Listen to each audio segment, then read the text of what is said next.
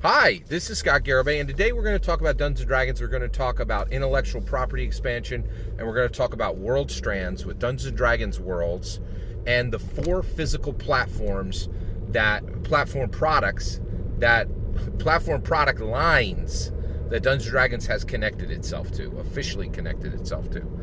All right, so let's get into this. So Dungeons & Dragons is connected to four physical property product lines, okay? Plim, okay? Funko Pop, Lego, Yahtzee, Magic the Gathering. Now, the other day, DM Bloodsworth rolled up in the comments and was like, Scott, Hasbro never intended for those products to be connected. You are factually wrong, okay? You could a few of those products you can debate, but I just want everybody to be aware. Magic is not debatable anymore. Magic the Gathering is canon connected to Dungeons & Dragons. It has been for close to 10 years. It's been done through multiple plane shift modules. It's been done through 3 canon Dungeons & Dragons hardbacks, okay? Theros, official Magic the Gathering set, official D&D canon hardback, okay? Ravnica, official Magic the Gathering set, official D&D canon hardback. And then Strixhaven, D&D official canon hardback, official Magic the Gathering. This is what I'm talking about. You could debate the extent of canon, but there's no longer a debate on whether Magic the Gathering is canon connected to Magic the Gathering, right? And then every other product that I talk about, right, we can discuss that, right? But just to be clear, and you could say, oh, I don't think that, it's as connected as you think it is, Scott. Well, first of all right, there's 3 things. Is it canon? Is it official? Is it connected?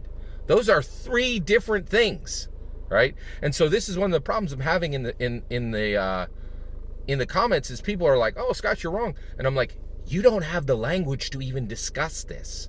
What we're discussing is, Gary Gygax changed human narrative forever in 1974. You reject that, right? So you don't understand that now this non-understood product, right? Hasbro owns Dungeons & Dragons. They don't understand Dungeons & Dragons because they didn't build it, right? So basically, it was built in 1974. Hasbro wasn't there, right? And what has happened is you have this massive, catalyst, this thing that changes everything it touches, which is Dungeons & Dragons, right? Who then connects to Hasbro, and Hasbro has put an immense amount of momentum behind Dungeons & Dragons from sheer capitalism. They want to make money with it. Hey, bully, I'm all for it. I'm pro-capitalist, right? Down with Vladimir Putin, right? I hope that fool gets wrecked. I am not that. I do not like what he is doing, period, right? And really, I hope he gets his comeuppance, right? I don't wish him physical harm, but I definitely hope he's in prison soon. All right. Okay, just like he's currently imprisoning Brittany Griner, which is horribly wrong, and we should put 500,000 boots on the ground in Moscow and own Moscow tomorrow. That's just my humble opinion. All right, so here we go. All right. So there's all this momentum on Dungeons & Dragons, and these things are happening. Now, here's the thing. You can have your debates with me on Lego and Yahtzee and Pop, and honestly, I'm going to win those debates because you literally don't even have the language to have this discussion. And the reality is, again, I'm 5 years ahead of everybody else. I have the language. I'm literally making the language to have these discussions, right? Now, there are some people in this world who can have this discussion, and that's Jeremy Crawford, and that is Chris Perkins, right? But they don't want to have this discussion, and the reason why is, in my opinion, they are massively they are the creatives and other creatives in Wizards of the Coast right now who are massively benefiting from the ignorance of Hasbro suits on what's actually happening with Dungeons & Dragons, which is an unprecedented exercise in intellectual property expansion. And what's happening on Dungeons & Dragons is completely unprecedented, has never happened on any other product on the human planet. And everything that's happening right now will be discussed, I'm very convinced, in the U.S. Supreme Court 20 years from now.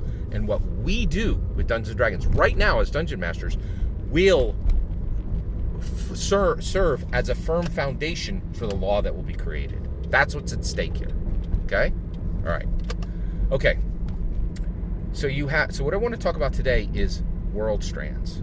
So these in my humble opinion, these physical product platforms are connecting worlds to Dungeons and Dragons worlds. Okay, now I could literally discuss with each one of them and discuss for 60 minutes, right? But like on how they're connected, what is their officialness, what is their canon, right?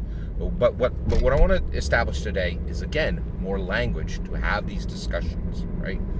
World Strands. Okay, so I had to do the research. I had to do the practical research. That's a Magic the Gathering card, and it's a real thing in IRL. So I had to do the research, and I did the practical research, and I have two fantastic examples to explain World Strands to you. Okay, how are worlds connected to Dungeons and Dragons? Connected. I'm not even saying they're official. I'm not even saying they're canon yet. We'll get there. I'm just saying they're connected. Okay, and the reality is, I don't think it's really debatable that they're connected, right? They're clearly connected. Okay, all right, they're like literally physically connected, right? Okay, all right. So so let's get all the way there. Let's talk about Overwatch. Overwatch is a world that has one world strand to Dungeons and Dragons. Okay, so Dungeons and Dragons, right? In 2021, Overwatch is a first-person shooter. And it's one of the best first-person shooters in the world. It's kind of fantasy-based. It's lots of fun. The characters are amazing. It's a really cool, exciting world. Okay, all right. It's an intellectual property. Okay. In 2021, Overwatch had zero connection to Dungeons and Dragons. Okay. Now, in 2022, in my humble opinion, it has one world strand. One. Okay. Lego. Okay. Lego Click, D&D Click, those products are now officially together. Okay? It was announced on both sides. Lego announced it, Wizards of the Coast announced it. Official announcement on both sides. They're like, when you think about D&D, you think about Lego. When you think about Lego, you think about D&D. Okay? They are connected. Okay? So, and quite literally, when the D&D set drops, right, you will be able to take Drisorden, and that Drisorden character can physically shake hands with, going over the 48 by 48 Lego gray base plate with all your Overwatch figures, and then you'll have your 48 by 48 Lego gray base plate, and Drisorden will walk over and shake hands with every single Overwatch character. And you're like, oh, well, while I'm here, let's run D&D. Because why would we run D&D with Overwatch? Because that's what Dungeons & Dragons is for. It's what it's always been for, is telling stories that expand, that connect world to world. Like, if you put Iron Man Tony Stark on a towel, I'm going to clean the shower water off with me. If you connect a world to Dungeons & Dragons, any dungeon master worth their salt is going to tell stories with those two worlds, right? And they're not going to think it's a homebrew. They're going to think it's officially. They're going to think it's connected by both companies, and then you could debate officialness and you could debate canon, but it is definitely connected by both companies. And in my opinion, there's a level of permissioning there. Okay, all right, okay. Overwatch, one world strand. Okay, Lord of the Rings, every single physical platform connects Lord of the Rings to Dungeons & Dragons. All four of them. All of Plim. Funko Pop. Lord of the Rings characters. Put them right next to Drisorden Funko Pop. Right? Oh, and now that we have the minis, and there's also Funko Pop terrain, let's run a Dungeons & Dragons game, because that's what Dungeon Masters do, and that's the product you sold. Right? Okay? And then Plim. Lego. Lord of the Rings characters. Literally Lego Lord of the Rings. Hello, I'm Gandalf. Hello, Gandalf. I'm Drisorden. Oh, and this monochrome minifig over here, that's the player character. They're purple. Okay. All right. Next is Plim. Yahtzee. Hey, here's Dungeons & Dragons. There's the Hobbit. Here's the Dungeons & Dragons Yahtzee dice, which all have new meaning according to the rules, because the rules aren't in charge. You are. So you've mapped rules to every single D&D dice in Yahtzee. And here's the Hobbit dice, right? Oh, and although like a bunch of those characters in the Hobbit are in Lord of the Rings, right? There's the physical, and you're like, and here's the rules meaning of every single one of these official Yahtzee dice, which connects Lord of the Rings officially, physically to Dungeons & Dragons, right? Magic the Gathering. We didn't have it. We're about to. Lord of the Rings. Magic the Gathering, right? Oh, here's my Warhammer 40K card. Here's my Forgotten Realms card. Here's my Gandalf card. And now that I have these all in a story deck. Scenario.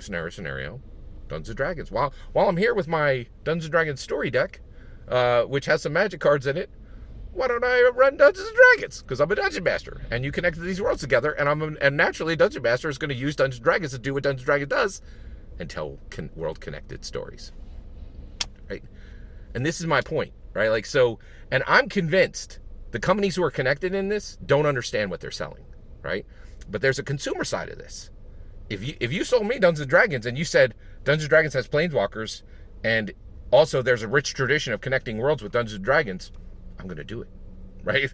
And if you connect it to other products that are like, hey, we have a wide array of interconnected intellectual property expansion worlds, it's logical, okay?